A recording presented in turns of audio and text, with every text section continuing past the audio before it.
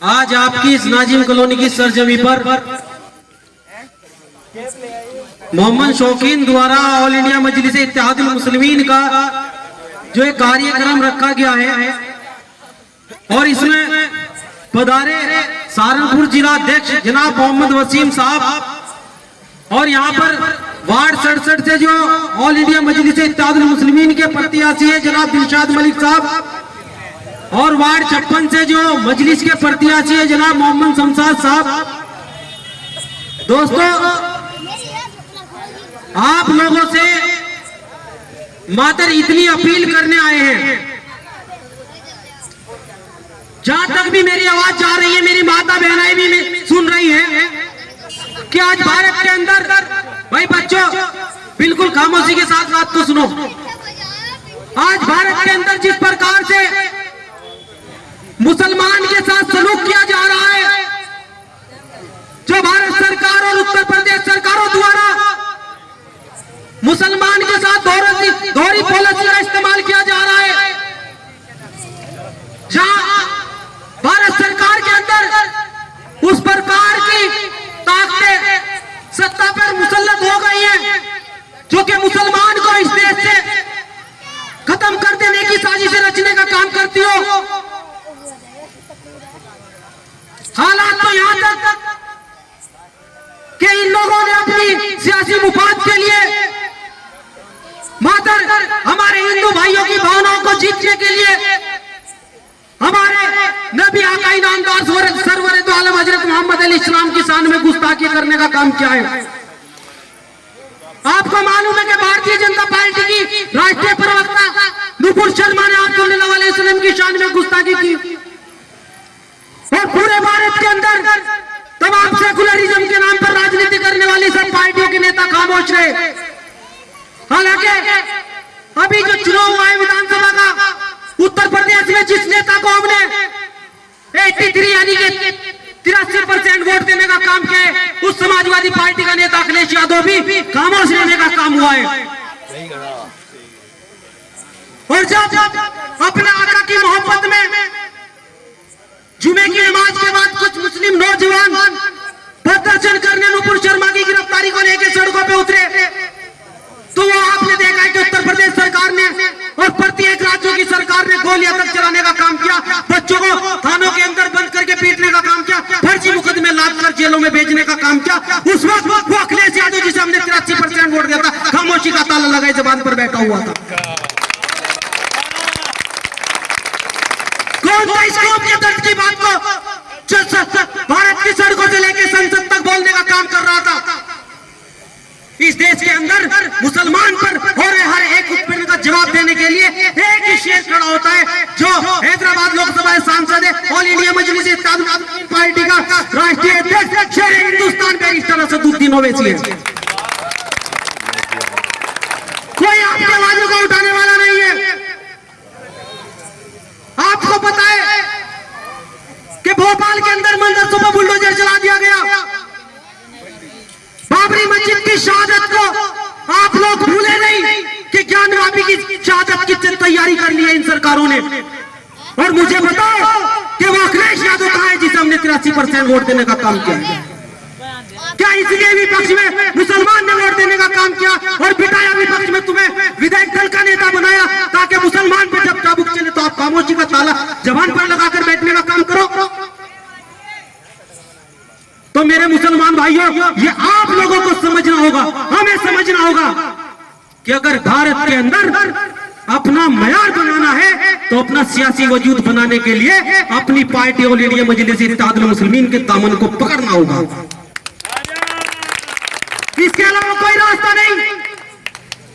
आपको एक बात विपक्ष द्वारा जब इलेक्शन आता है, चाहे वो लोकसभा का चाहे वो विधानसभा का हो, तो कांग्रेस समाजवादी बहुजन समाज पार्टी केवल और केवल एक बात को लेकर हमारे बीच आने का काम करती है कि अगर तुम भटक गए मुसलमानों तो तुम्हारे ऊपर भाजपा मुसल्लत हो जाएगी, आरएसएस मुसल्लत हो जाएगी। और हम इस डर के चक्कर में इन्हें वोट कर देते हैं। मुसलमानों, आपसे पूछने का काम करता हूं कि 2017 में उत्तर प्रदेश के अंदर जिस प्रकार से जिस जोशो खरोश के साथ समाजवादी पार्टी को मुसलमान ने वोट किया है, क्या इससे पहले कभी इतना वोट डला है या इससे बाद डलेगा? केवल इसलिए कि भारतीय जनता पार्टी को दफा कर दे।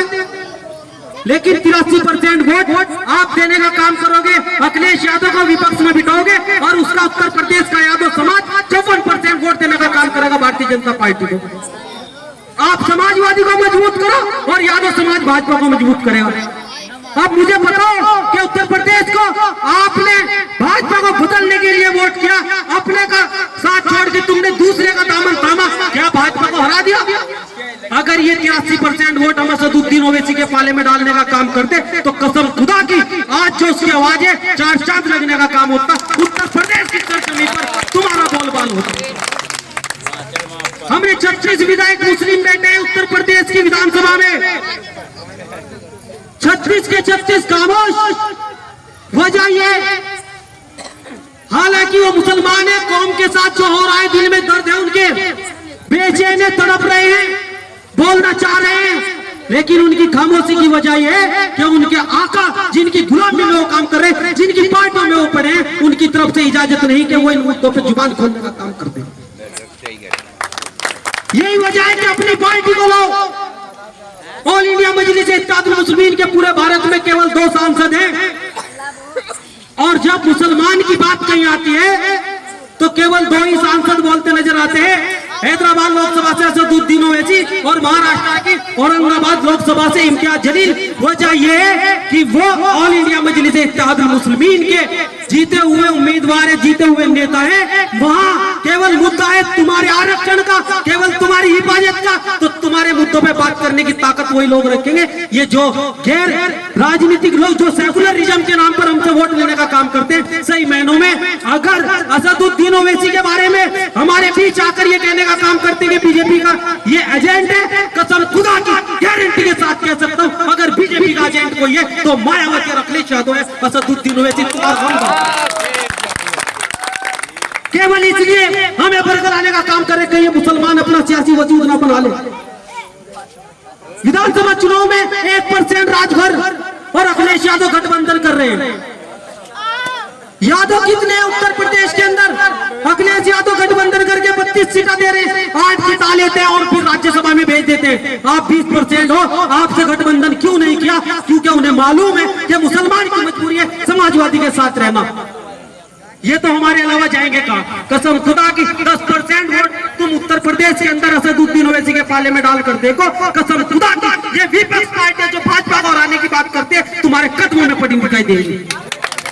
इनकी औकात नहीं कि तुम्हारे बिना सरकार बना ले, लेकिन तुम अपना बैनर चुनना पड़ेगा। इनका दामन छोड़ के तुम्हें ऑल इंडिया मजलिस इत्तेहादुल मुस्लिमीन का दामन थामना होगा। और एक बात और बता देना चाहता हूँ, ये जो इलेक्शन है ये निकाय चुनाव है, वार्डों के अंदर ना तो इससे किसी की सरकार बन रही है ना बिगड़ रही है। ये तुम्हारे पास एक सुनहरा मौका है ऑल इंडिया मजलिस इत्तेहादुल मुस्लिमीन को मजबूत करने का, असदुद्दीन ओवैसी को और विपक्ष को ये दिखा देने का कि आज मुस्लिम वोट ओवैसी के साथ जुड़ने का काम कर रहा है।